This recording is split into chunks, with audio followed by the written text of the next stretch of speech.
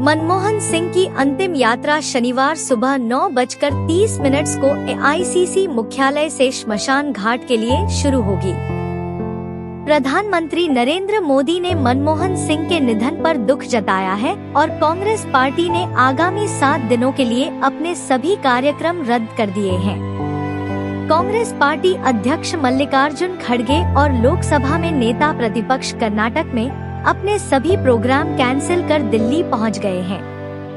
कांग्रेस के ये दोनों नेता देर रात करीब 2:15 बजे मनमोहन सिंह के आवास पर पहुंचे। इससे पहले पीएम नरेंद्र मोदी ने पूर्व प्रधानमंत्री मनमोहन सिंह के निधन पर दुख जताते हुए कहा कि वह भारत के सबसे प्रतिष्ठित नेताओं में से एक थे और उन्होंने देश की आर्थिक नीति पर गहरी छाप छोड़ी।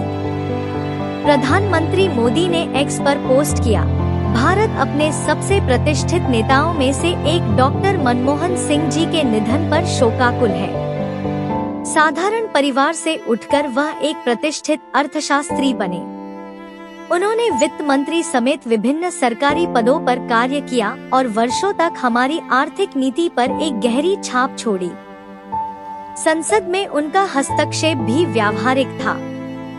पार्टी महासचिव केसी वेणुगोपाल ने शुक्रवार को बताया कि पूर्व प्रधानमंत्री मनमोहन सिंह की अंतिम यात्रा शनिवार सुबह 9:30 अखिल भारतीय कांग्रेस कमेटी मुख्यालय से श्मशान घाट के लिए शुरू होगी। वेणुगोपाल ने बताया कि सिंह का पार्थिव शरीर शुक्रवार को जनता के अंतिम दर्शन के लिए उनके आवास 3 मोतीलाल नेहरू मार्ग पर रखा जाएगा। वेणुगोपाल ने कहा, कल 28 दिसंबर को सुबह 8 बजे उनका पार्थिव शरीर आईसीसी मुख्यालय ले जाया जाएगा, जहां आम जनता और कांग्रेस कार्यकर्ताओं को सुबह 8:30 से 9:30 के बीच श्रद्धांजलि अर्पित करने का अवसर मिलेगा। उन्होंने कहा, डॉक्टर सिंह की अंतिम यात्रा कल सुबह आईसीसी मुख्यालय से श्मशान घाट के लिए शुरू होगी। भारत के आर्थिक सुधारों के निर्माता और राजनीति की कठिन दुनिया में आम सहमति बनाने वाले मनमोहन सिंह का गुरुवार रात यहां निधन हो गया। वह 92 वर्ष के थे। सिंह की मृत्यु की घोषणा अखिल भारतीय आयुर्विज्ञान संस्थान दिल्ली द्वारा की गई, जहां उन्हें गुरुवार रात करीब 8:30 बजे गंभीर हालत में भर्ती कराया गया था। एक राष्ट्र के रूप में भी हमारे लिए बहुत बड़ी क्षति है। विभाजन के उस दौर में बहुत कुछ खोकर भारत आना और यहाँ जीवन के हर क्षेत्र में उपलब्धियां हासिल करना, ये सामान्य बात नहीं है। अभावों और संघर्षों से ऊपर उठकर कैसे ऊंचाइयों को हासिल किया जा सकता है, उनका जीवन ये सीख भावी पीढ़ी को देता रहेगा। एक नेक इंसान के रूप में, एक विद्वान अर्थशास्त्री के रूप में और रिफॉर्म्स के प्रति समर्पित लीडर के रूप में उन्हें हमेशा याद किया जाएगा। एक अर्थशास्त्री के रूप में उन्होंने अलग अलग स्तर पर भारत सरकार में अनेक सेवाएं दी। एक चुनौतीपूर्ण समय में उन्होंने रिजर्व बैंक के गवर्नर की भूमिका निभाई।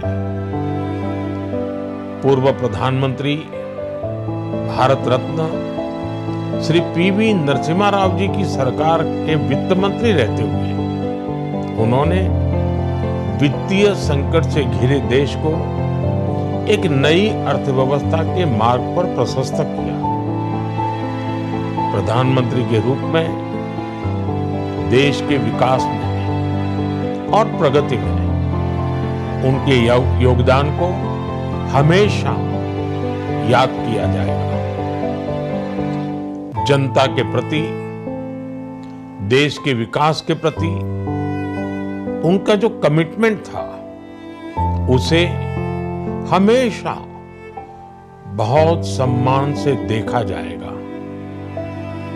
डॉक्टर मनमोहन सिंह जी का जीवन उनकी ईमानदारी और सादगी का प्रतिबिंब था। वो विलक्षण सांसद थे। उनकी विनम्रता, सौम्यता और उनकी बौद्धिकता उनके संसदीय जीवन की पहचान बनी।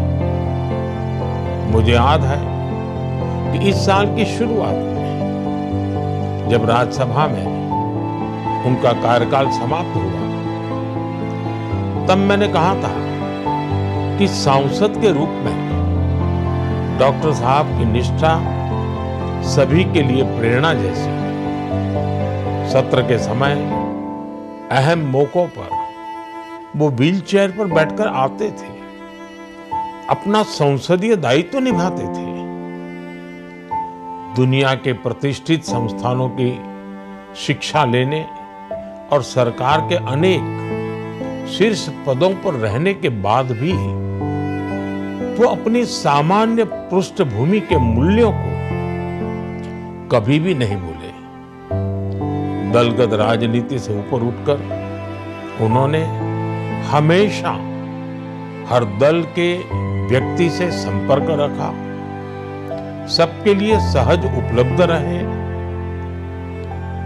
जब मैं मुख्यमंत्री था, तब डॉक्टर मनमोहन सिंह जी के साथ राष्ट्रीय और अंतर्राष्ट्रीय अनेक विषयों पर उनसे खुले मन से चर्चाएं होती थी। यहाँ दिल्ली आने के बाद भी मेरी उनसे समय समय पर बात होती थी, मुलाकात होती थी। मुझे उनसे हुई मुलाकातें, देश को लेकर हुई चर्चाएं हमेशा याद रहेगी। अभी जब उनका जन्मदिन था, तब भी मैंने उनसे बात की थी। आज इस कठिन घड़ी में मैं उनके परिवार के प्रति अपनी संवेदनाएं व्यक्त करता हूं। मैं डॉक्टर मनमोहन सिंह जी को सभी देशवासियों की तरफ से श्रद्धांजलि अर्पित करता हूं।